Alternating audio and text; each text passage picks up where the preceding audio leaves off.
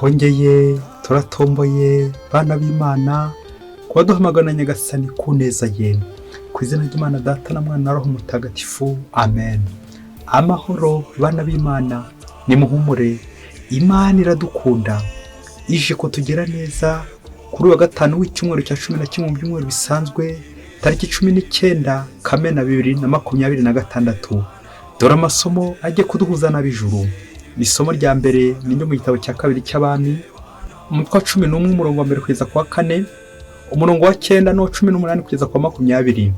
Muri iyo minsi Ataliya nyina w'umwami Okoziya abonye ko umwana we apfuye, yiyemeza kwicisha abantu bose bakomokaga ku mwami.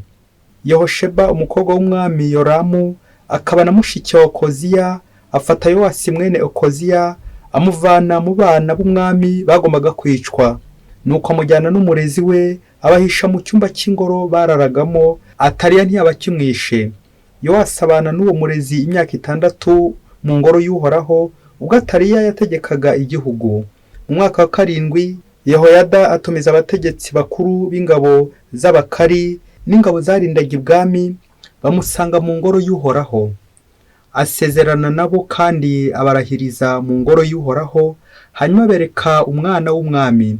Abatware b'abasirikare bakora nk'uko umuherezabitambo Yehoyada yabategetse.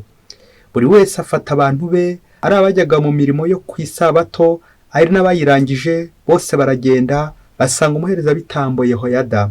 Umuherezabitambo aha abatware b'abasirikare amacumu n'ingabo by'umwami Dawudi byabaga mu ngoro y'Uhoraho. Abarinzi b'ibwami bahagarara bafite intwaro mu ntoki bakikije umwami, kuva mu ruhande rw'iburyo bw'ingoro kugera mu rw'ibumoso hafi y'urutambiro imbere y'ingoro. Nuko Yehoyada asohora umwana w'umwami, amwambika ikamba ry'ubwami, amuha n'ibindi biranga ubwami, bamwimikisha amavuta. Hanyuma abantu bose bakoma mu mashyi biyamirira bavuga bati, umwami aragahoraho. Ataliya yumvise rubanda rusakuza, agenda basanga aho bari mu ngoro y'Uhoraho. Aritegereza abona umwami ahagaze hafi y'inkingi y'ingoro, kuko byari umuhango usanzwe, abatware n'abavuza amakondera bamuri iruhande, n'abantu bose bo mu gihugu banezerewe kandi bavuza uturumbeti. Nuko Ataliya ashimura imyambaro ye asakuza ati, ubugambanyi, ubugambanyi. Umuherezabitambo Yehoyada abwira abatware bakuru b'ingabo bategekaga abarinzi agira ati, nimumusohore mumucishe hagati y'imirongo y'ingabo, umukurikira mumwicishe inkota. Koko rero umuherezabitambo yari yaravuze ati, umwamikazi ntazicirwa mu ngoro y'Uhoraho. Bajyana Ataliya bamunyuza mu irembo amafarasi yanyuragamo, bamugejeje ku ngoro y'umwami bamutsindaho. Yehoyada yifatanyije n'umwami n'umuryango wose, ajyana isezerano n'Uhoraho kugira ngo umuryango uzawuhoraho. Umwami n'umuryango nawo bagirana isezerano imbere ye. Hanyuma imbaga yose ijya ku ngoro ya Behali, bamenagura intambiro ze zose n'amashusho ye babimaraho. Na Matani umuherezabitambo wa Behali bamwicira imbere y'urutambiro. Umuherezabitambo Yehoyada atoranya abo kurinda ingoro y'Uhoraho. Bavana Yowasi mu ngoro y'Uhoraho bamujyana mu ngoro y'umwami, yicara ku ntebe y'ubwami. Abantu bose mu gihugu baranezerwa, umurwa uratuza. Ataliya we bari bamwicishije inkota mu ngoro y'umwami. Iryo ni ijambo ry'Imana. Zaburi ni 132. Uhoraho yitiyemo Siyoni, ashaka ko imubera ingoro. Uhoraho yarahiye Dawudi n'indahiro atazivuguruzaho ati, nzitoranyiriza umwe mu bahungu bawe, nzamugire umwami uzakuzungura. Abahungu bawe nibakomeza isezerano twagiranye n'amatangazo namenyesheje, abahungu babo nabo bazicara ku ntebe ye y'ubwami ubuziraherezo. Kuko Uhoraho yihitiyemo Siyoni, ashaka ko imubera ingoro, ati, niyo buruhukiro bwanjye iteka ryose, niho nzatura kuko nabyifuje. Niho nzaturutsa inkomoko ya Dawudi, nzahakomeze urumuri rw'intore yanjye. Abanzi be nzabakoza ikimwaro, maze ikamba rye rizamubengeranireho. Uhoraho yitiyemo Siyoni, ashaka ko imubera ingoro. Nyagasani Yezu nabane namwe. Magambo mu Ivanjili ntagatifu uko yanditswe na Matayo, umutwe wa 6 umurongo 19 kugeza ku 23. Muri icyo gihe abigishwa bari bateraniye iruhande rwa Yezu ku musozi, maze arababwira ati, ntimugashakire ubukungu hano munsi, aho dusimba n'imungu byonona, abajura baca ibyuho bakiba. ahubwo mwizigamire ubukungu mu ijuru, aho dusimba n'imungu bitonona, aho abajura badaca ibyuho ngo bibe. Kuko aho ubukungu bwawe buri niho n'umutima wawe uzaba uri. Itara ry'umubiri ni ijisho. Niba rero ijisho ryawe ridafite inenge, umubiri wawe wose uzamurikirwa. Naho niba ijisho ryawe ari ribi, umubiri wawe wose uzaba mu mwijima. Noneho se niba urumuri rukurimo ruhindutse umwijima, uwo mwijima uzangana iki? Iyo ni Ivanjili ntagatifu. Mwizigamire ubukungu mu ijuru, iyi si ya none si iwacu, twimuke mu nzu ya data hari ibyicaro byinshi, ngiye kubategurira umwanya, nimwishime nzagaruka mbajyane bana banjye, nimwishime nzagaruka mbajyane bana banjye. Bayoboke b'Imana, nimugire amahoro, mwizigamire ubukungu mu ijuru. Aha tugeze ni kuri buri munsi. Fungura buri munsi, ufungure buri munsi, ufungure abandi buri munsi, ijambo ry'Imana buri munsi. Buri munsi ugire igishya wunguka kikwerekeza mu ijuru.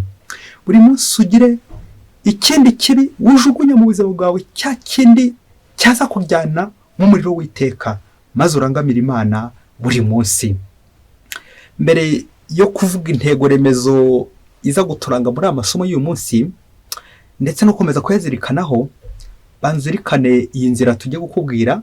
Iyi nkuru uyumvana ubushishozi, maze nawe uze kureba aho uhagaze nyuma yo kumva iyi nkuru.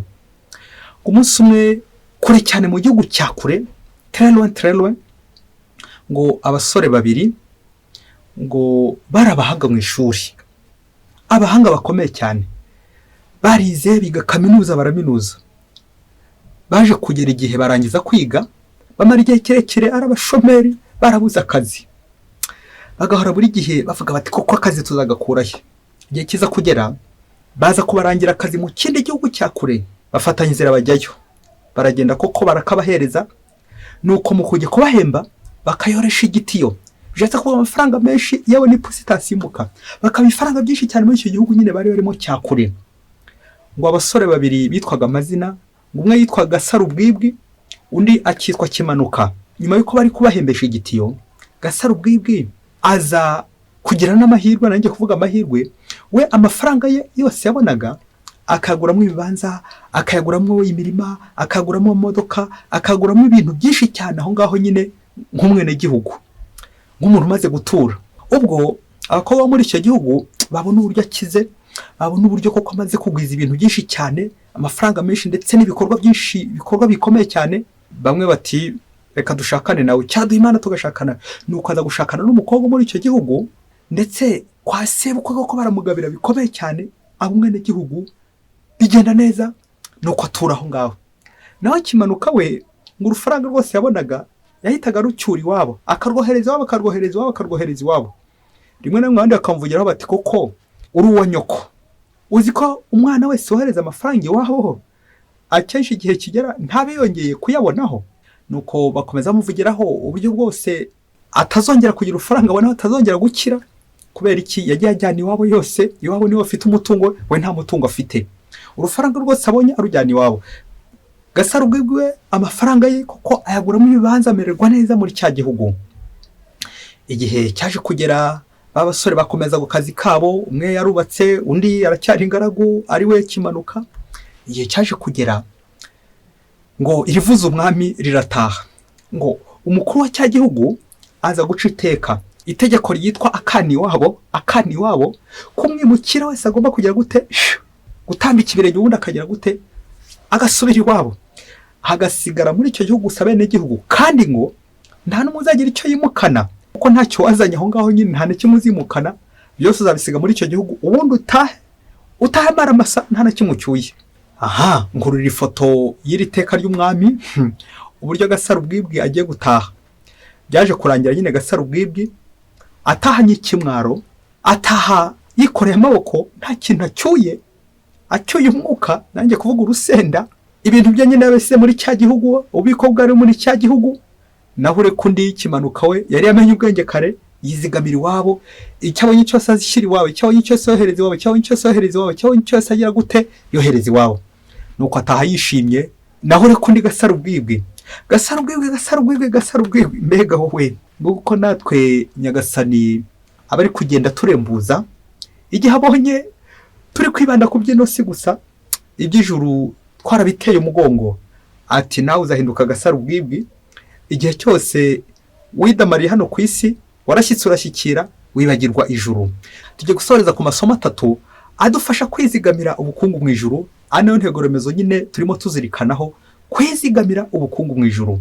Icya mbere, abasore babiri Gasarubwibwi na Kimanuka barerekeza kuri twebwe twese abantu turi ku isi, uko tubayeho, uko twizigamira cyangwa uko dusandaza ubuzima bwacu hano ku isi, uko twivurugota mu ngeso mbi za hano ku isi, tukandavura, tukiruka ku iraha ry'isi, ubukungu bwacu tukabibika hano ku isi, hahandi nyine ingese n'imungu ziba ziri gutondagira, bwa bukire tugera hano ku isi, ya mafaranga, ya mashuri, bya bintu, ya mamodoka, bya bibanza, babagore, babagabo, ibyo byose nibyo twahunikiye hano ku isi. Ariko tukibagirwa ko imungu, ingese, umuyaga byose bigenda bibyonona. Aho niho twabereye Gasarubwibwi.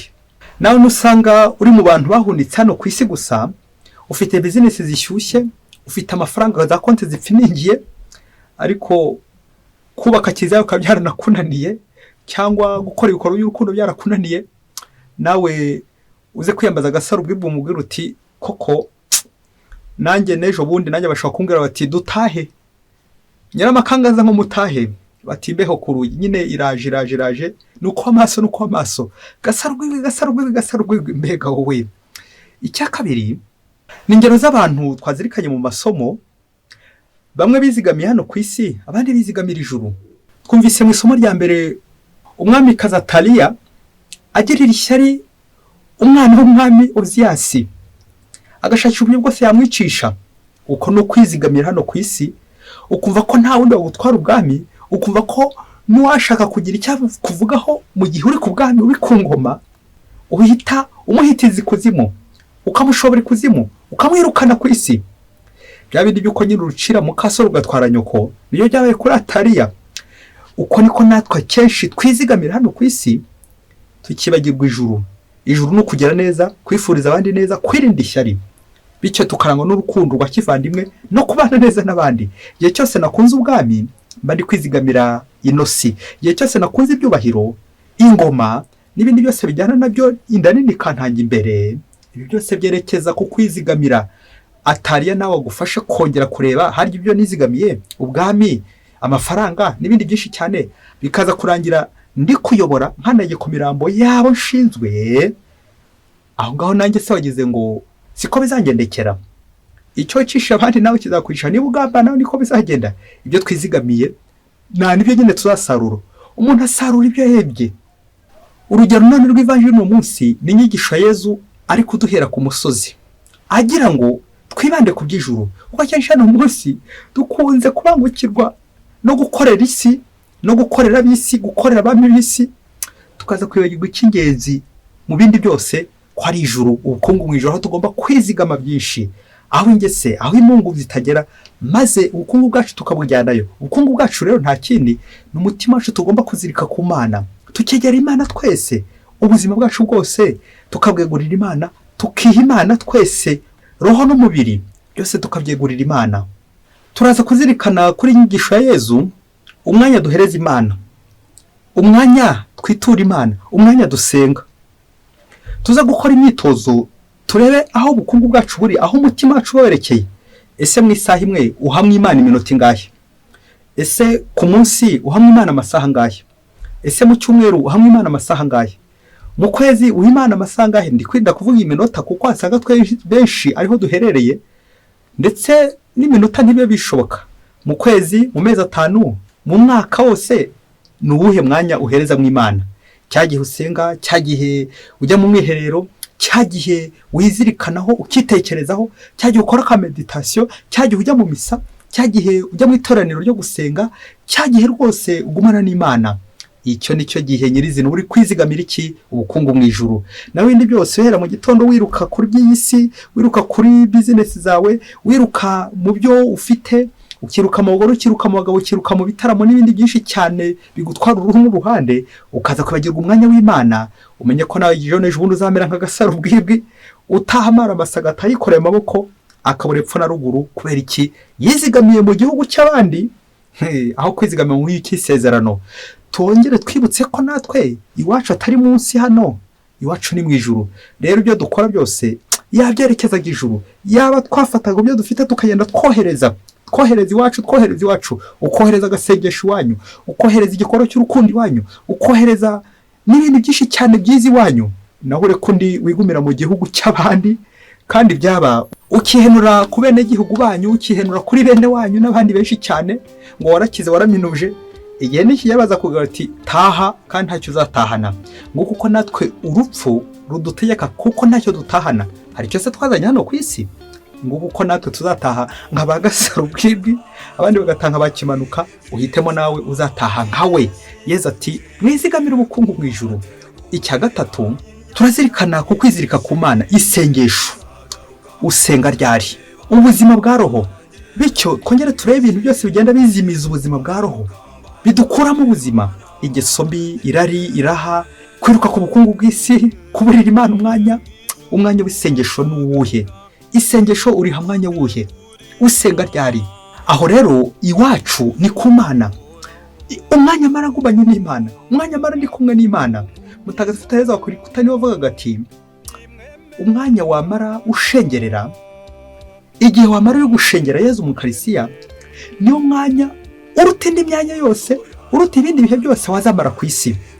ongera urebe nawe igihe umara usenga ni ryari ubundi. kuko abantu benshi tubwira Imana ko turi abakristo, abandi nabo tukemeza ko turi abakristo, ukajya no muri iyo misa n'ahandi, ariko ni ryari ifata umwanya nyirizina ngegurira Imana ubuzima bwanjye bwose, nkazirikana ku by'Imana, ngibanda ku by'Imana, ngohereza ingemu iwacu, ngohereza isengesho iwacu, nkabwira Imana ubuzima bwanjye, ngereka Yezu ubuzima bwanjye. imbaraga nshyira mu buzima bwa roho mu gushakashaka Imana ni izihe? mu gusoza ndifuza gukongera kukwibutsa ko hano turi ku isi, nanjye byibutsa ariko ntabwo nibagiwe, turi mu icumbi. ni ngombwa rero kwizigamira hehe mu ijuru, tube hano ku isi nk'abazimuka ejo, kugira ngo ibyo dukora byose tutirara, tutanirata, ahubwo dukore nk'abazimuka ejo, dusanga Imana buri munsi, tubane n'Imana. mwese Imana ibahe umugisha. Mana Data na Mwana na Roho Mutagatifu, amen. Padiri Masumbuko Ladislas wa Diyosezi ya Cyangugu. mbaye mbasijya ko karirimbo karimbwe n'abaseminari ba Mutagatifu Aloyizi bo muri Diyosezi ya Cyangugu. mu nzu ya Data hari ibyicaro, nawe ukomeze ukaririmbe mu nzu ya Data.